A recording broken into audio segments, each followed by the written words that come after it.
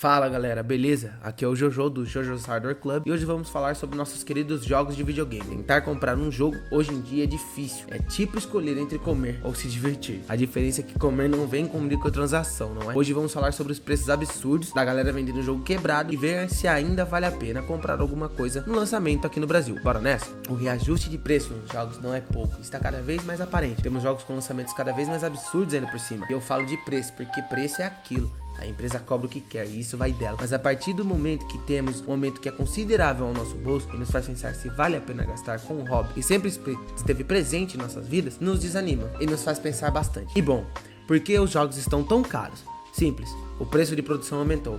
Essa é a principal resposta para que o Mario Kart custe $80, cerca de R$500 no real brasileiro. E será que isso condiz com a realidade do brasileiro? Bom, acho que não preciso nem de resposta, não é? E qual é o maior problema do preço, então? Bom, vamos classificar isso como o golpe do jogo inacabado, onde eles aumentam o preço de um jogo e ainda não entregam algo bem feito, ou seja, pagar caro para ser beta tester.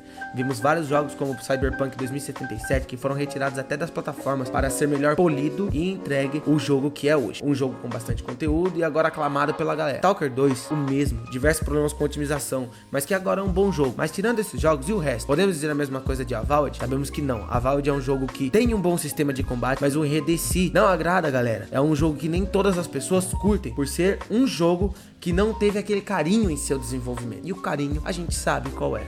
E como nós gamers reagimos a isso? Bom, não sabemos de nada sobre o futuro. Após a Nintendo simplesmente dar o primeiro passo para aumentar o preço dos jogos, no mundo dos games tudo vira uma incógnita. GTA 6, qual será o preço? Já que a Nintendo aumentou o preço do Mario Kart e Donkey Kong, por que eu não posso aumentar o preço do meu jogo também? Isso é o que a Rockstar pode pensar. Mind's Eye também está aí para provar que a indústria dos games pensa que qualquer coisa vai lucrar. A qualquer momento eles podem lucrar com aquilo que eles mal pulem direito. Vamos dizer assim, se essa palavra existe. Um jogo totalmente cheio de bugs e mal terminado. Visivelmente cheio de problemas. Um jogo que parece, sei lá, um jogo de PlayStation 3 há, não sei, 15 anos atrás. Não parece um jogo atual. É um jogo que é simplesmente bizarro. Ele não parece ser dessa última geração de consoles. Na nossa cabeça fica vários pensamentos que estão somente nos assombrando. E viramos caçadores de promoções, usuários fiéis de Xbox Game Pass para quem tem PC e também o console. E ainda hoje tem as soluções das TVs. O que vale, no final das contas, é jogar, mas com o melhor custo-benefício, já que os preços estão nos deixando mais salgados quanto o boss de Elden Ring. Salgado significa bravo, viu galera? Isso aí é pra quem vem dos jogos de luta, vai me entender bem. E por sinal, Elden Ring é um bom jogo, não é? A gente pagaria bem caro por ele. E pra ajudar ainda nessa semana, a gente teve, no começo da semana, né, no domingo, a gente teve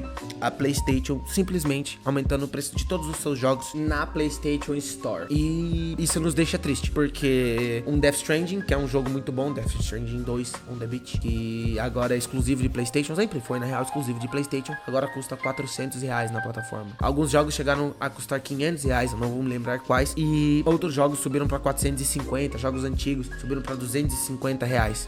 Isso não condiz com a realidade do brasileiro. O brasileiro, em média, ele tem que trabalhar para comprar esses jogos de R$500 de 2 a 2 meses e meio para poder comprar esses jogos e ter a diversão dele. E isso que eu não tô falando sobre aquelas contas malucas sobre trabalho hora e tudo mais. Eu tô falando sobre a realidade mesmo, aquele cara que tem que dividir o dinheiro dele pras contas, alimentar a família, manter a casa e jogar o videogame, porque esse cara com certeza ele vai dar um jeito de comprar, mas juntando seu dinheirinho suado. Por isso, os 2 meses e meio, 2 meses, pra ele poder comprar o joguinho que ele quer. Sem contar na PlayStation Network, que se ele joga online, ele precisa pagar, e os preços não são baratos. O plano mais barato de PlayStation Plus que tem, se eu não me engano, são R$300, e isso custa muito anualmente pro brasileiro. R$300 é um dinheiro muito suado pra ele pensar em jogar. Então ele começa a querer achar algumas escapatórias, Steam Verde, algo que eu não gosto muito, mas tá por aí. Inclusive, eu tive um episódio com o Steam Verde que um conhecido meu foi instalar no PC dele, eu tinha minha conta Google lá e alguém conseguiu entrar e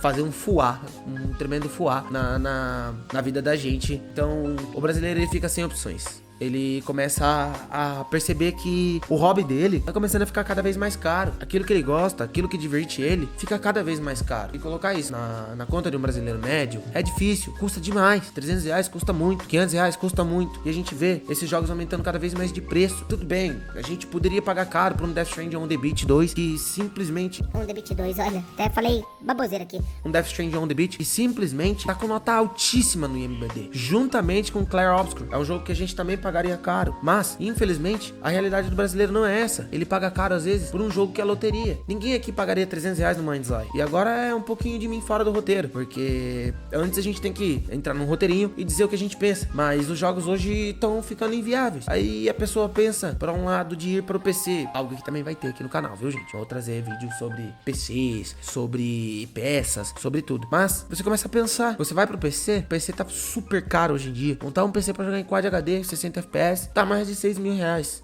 Montar um PC pra HD mesmo, pra Full HD, tá de R$3.000 a R$4.000. Um PC bom, com longevidade, peças boas, peças legítimas, novinho, cheirando novo. Igual quando você tira aquele seu PlayStation 5 que você comprou da caixa, que também é muito caro. É muito complicado. As coisas começam a escalonar pra um lado onde a gente não tem escapatória. O brasileiro, ele adora um GTA. GTA esteve na vida de todos os brasileiros. Na maioria do brasileiro gamer. Quem aqui não jogou GTA San Andreas? Não é? Quem aqui não jogou Vice City? Eu adorava Vice City. Adorava GTA Vice City. Mas atrás do GTA, atrás do CD do GTA, no caso, ele era colorido. Porque a pirataria esteve inserida na gente. A gente teve acesso aos videogames por conta dela. E quando a gente vê os preços dessa maneira, a gente começa a pensar, começa a querer achar escapatórias. Aí vem o GTA 6, um puta de um jogo. Depois de tanto tempo, olha, Vice City vai tá lá. Eu vou querer jogar GTA 6. Eu joguei GTA Vice City, eu vou querer jogar GTA 6. Mas eu não sei se eu vou ter dinheiro pra comprar. É um jogo muito caro. É um jogo que eu tenho certeza, antes de ser lançado, é muito caro. E claro, vai valer cada centavo. Porque ao contrário de alguns jogos, como foi citado aqui no vídeo, ele é bem construído. Eu tenho certeza disso. Porque a Rockstar, ela não erra. Ela já traz pra gente vários lançamentos que a gente fica... Lançamentos não, alguns leakers, né? Vazam algumas coisas ali.